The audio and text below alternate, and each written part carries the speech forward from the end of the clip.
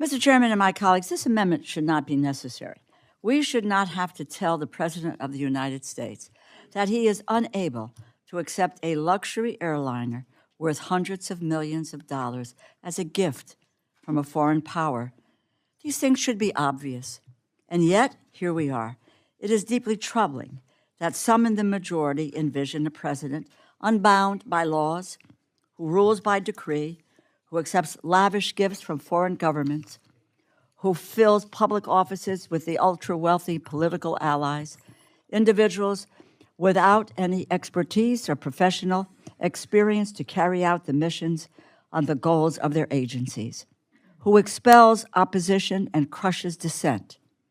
Make no mistake, the world and the American people are watching. While the president imposes tariffs on our allies and eviscerates our foreign aid investments around the world, we see him also accepting gifts from foreign governments.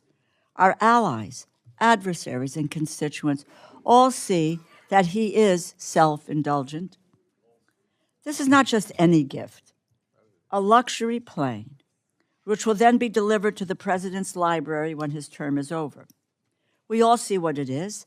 The American public can see this for what this is, a president using the highest office in the land to boost his own image, ego, and future financial prospects. Even some of the president's confidants have said this will be a stain on the administration. Everyone who works in the federal government goes through ethics training. Our interns on Capitol Hill cannot accept so much as a burger or fries. And I hope all of you know the toothpick rule. Small snacks are acceptable, but a fork and knife meal is not. And yet, the President of the United States can accept a $400 million airplane without so much as batting an eye.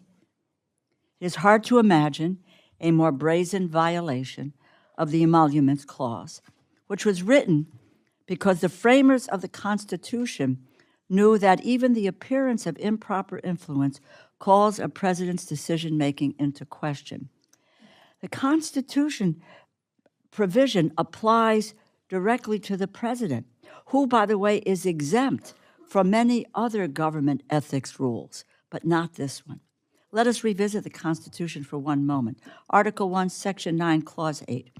No title of nobility shall be granted by the United States, and no person holding any office of profit or trust under them shall, without the consent of the Congress, accept any present, emolument, office, or title of any kind whatever from any king, prince, or foreign state.